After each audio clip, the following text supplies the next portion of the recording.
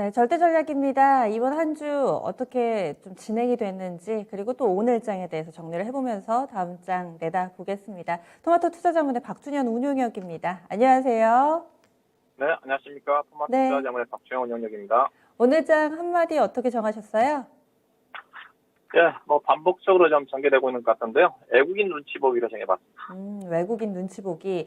외국인 수급이 계속 좀 중요하다고 보시고, 외국인이 좀 오락가락 하는 부분에 따른 좀 해석도 좀 궁금하고요. 좀 더 설명을 해주세요. 네, 그렇습니다. 계속적으로 현재 시장의 수급 장세인데, 외국인 수급 장세라 좀 봐야 될 것 같은데, 외국인 수급에 의한 등락이 계속적으로 반복적으로 좀 전개가 좀 되고 있죠. 꾸준하게 매수 매도가 전개가 된다는 사람 눈치 보기 할 필요가 없는데, 어제 대규모 매수했다가 또 오늘은 또, 매도로 바뀌었거든요. 장중에 이제 어제 선물 시장에서 1조 넘게 매수했는데 오늘 또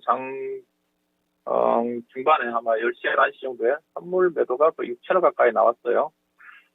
결국 이제 매도 규모가 조금 좀 줄어들었고 또 현물 같은 경우 약간 600억, 700억 매도해서 막판에 한 1,600억 정도 매수로 돌아서면서 낙폭 좀 줄이면서 좀 마감이 좀 됐죠. 일단은 미국의 고용지표 호조 자체도 좀 오락가락합니다. 우리가 고용지표 어떨 때 좋게 나올 때 시장에 긍정적으로 반영해서 경기가 좋아서 주가가 올라가고 또 어떨 때는 어제 같은 경우는 또 미국의 고용지표가 너무 좋다 보니까 연준의 테이퍼링을 비롯해가지고 기축이 좀 빨라지지 않겠는가 이제 그런 것들이 좀 반영되고 있지 않습니까? 어떤 외국인 수급도 그렇고 지표 해석도 오락가락하다 보니까 우리 투자가도 저도 좀 마찬가지고 어디에 포인트를 좀 맞춰서 대응을 해야 될지 모를 정도로 상당히 여기저기 눈치를 보게 되는 것 같습니다. 어떤 시장에 수급대 주체가 없다 보니까 특히 이제 시장에 수도권이 외국인이 갔다 보니까 수급 장사다 보니까 외국인 수급이 가장 중요한 부분이라고 좀 봐야 될 것 같고요. 오늘 전체적으로 시장은 상당히 선전했죠.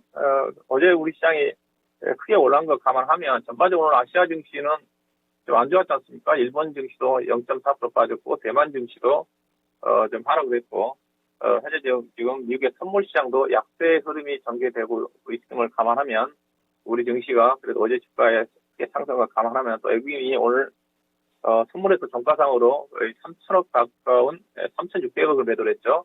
현물에서는 매도를 했지만 또 여기다 기관 투자가들이 금융 투자 중심으로 해서 또 6천억 가까운 매도가 나왔던 걸 감안하면 우리 시장은 상당히 선전했다. 이렇게 좀 볼 수가 있을 것 같은데요.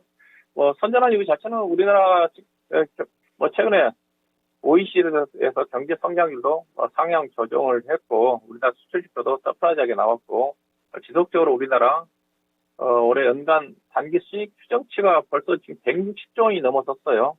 그러다 보니까 주가는 지지부진한 상태에서 단기 순이익이 상향 조정되다 보니까 PER 지표는 계속적으로 떨어지죠. 밸류에이션의 부담 자체가 완화가 됐던 부분 자체가 국내 시장에 오늘 상대적인 강세로 나타난 게 아닌가 좀 이렇게 볼 수가 있을 것 같고요.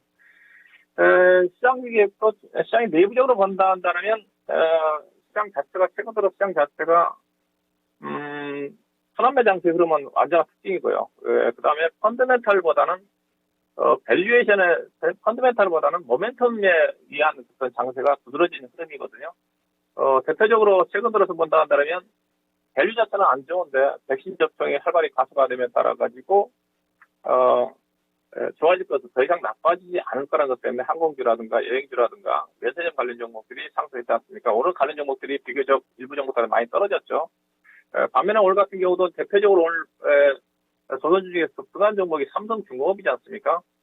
삼성중공업의 차트를 좀 보고 계시는데 오늘 거의 한 10% 가까이 급등이 나왔어요. 이 종목도 대표적인 모멘텀이라고 좀 봐야 되겠죠. 조선업종도 마찬가지죠. 실적은 좀 올해까지도 부진할 거고, 다만 이제 향후에 수지가 좀 증가되고 있기 때문에 좋아질 거란 기대감을 가지고 모멘텀 가지고 움직이는 종목들이 특징이거든요. 오늘 5G 종목도 마찬가지죠. 어제 급등 이후에 오늘 또 상대적인 강세 움직임을 보였는데 1분기 시작도 안 좋고 2분기 시작도 안 좋은데 더 이상 나빠지지 않을 거고 점진적으로 좋아질 거라는 그런 기대감이 있는데 밸류 자체는 상당히 높거든요. 반면에 펀더멘탈 자체는 나름대로 튼튼한 종목이라고 할 수 있는 철강이라든가 화학이라든가 관련된 종목들은 여전히 좀 부진하죠. 그대로 관련 종목들은 1분기 실적도 좋고 2분기 실적도 나쁘지가 않을 건데 연간 실적도 나쁘지가 않을 건데 주가가 실적이 이제 픽을 쳤다는 것 때문에 픽을 치지 않았느냐. 그래도 우리가 함께 못 가는 거죠. 그래서 시장 자체가 이런 것들도 전체적으로 시장에 우리가 접근하기 좀 어려운 그런 포인트가 좀 되지 않겠는가. 다만 오늘 보시다시피 그동안 올랐던 여행주라든가 면세 관리 종목들은 비교적 많이 떨어졌거든요. 중요한 것 자체는 결국은 모멘텀 장세는 단기 부분이고 펀드멘탈에는 결국은 중장기적으로 수렴하는 그런 부분이기 때문에 펀드멘탈에 치중하는 매매를 해야 되지 않겠는가 좀 말씀 좀 드리고 싶고요. 오늘 업종의 특징은 요즘 시장에서 순환매통 흐름 속에서 그래도 주목을 받고 있는 쪽이 자동차지 않습니까?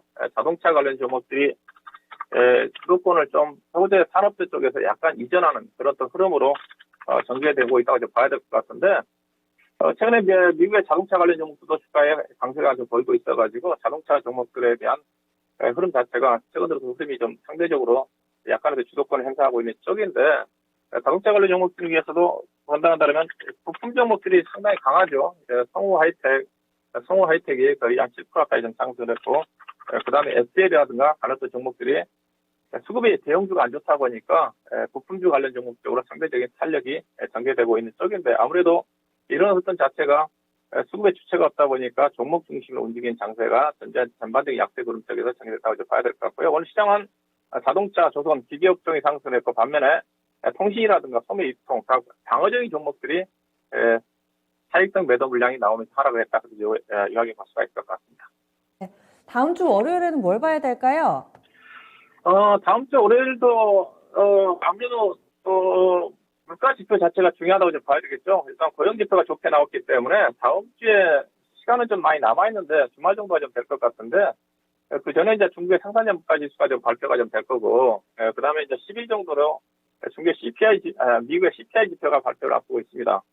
일단 CPI까지 높게 나온다 한다면 이번 6월 15일, 16일에 있을 6월 통화정책 쪽에서 우려한 테이퍼링 자체가 좀 앞당겨질 그런 부분이 있기 때문에 주말 동안에 그런 부분을 불확정이 제기하고 있기 때문에 전반적으로 이런 부분들이 시장에 불확정 요인을 작용할 것 같고요. 그 다음에 현재 미국의 국채 수익률을 안정적으로 찾고 있는 쪽인데 국채 수익률과 그 다음에 외국인 수급에 영향을 미칠 수 있는 것 자체가 달러 인덱스 부분이기 때문에 이제 달러 인덱스가 전일 고용지표 발표 이후에 지금 반등을 하고 있지 않습니까?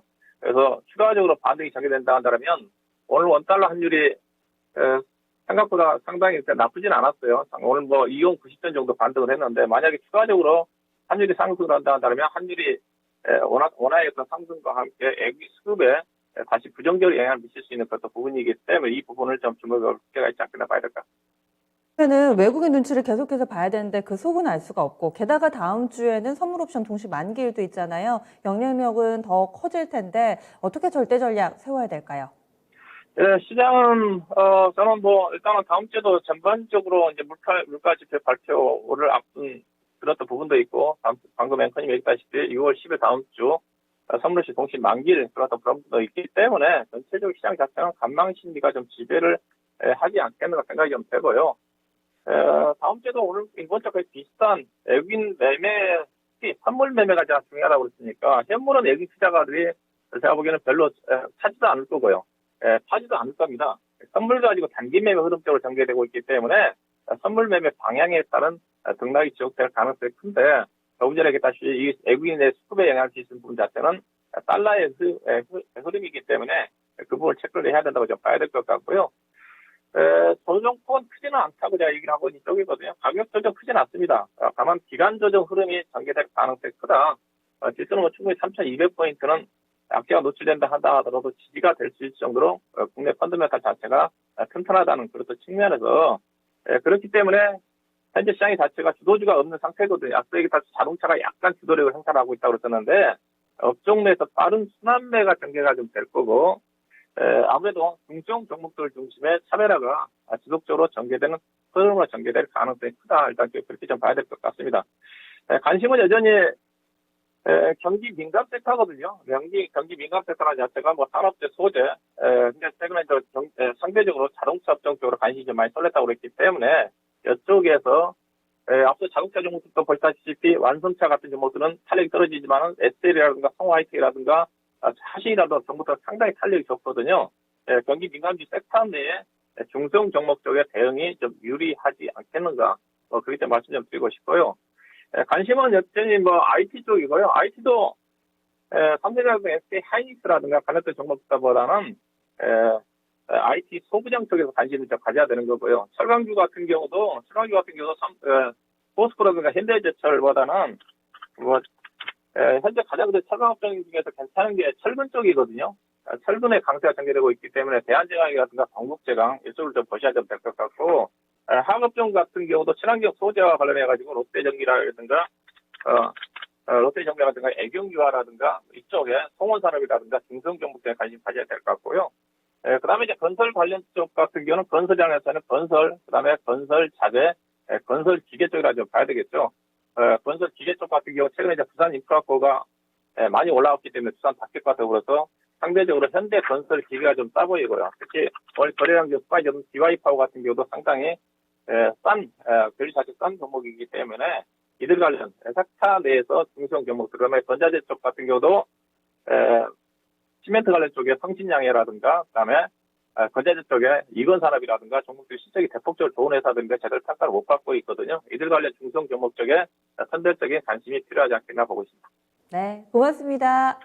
네, 고맙습니다. 네, 절대전략이었습니다.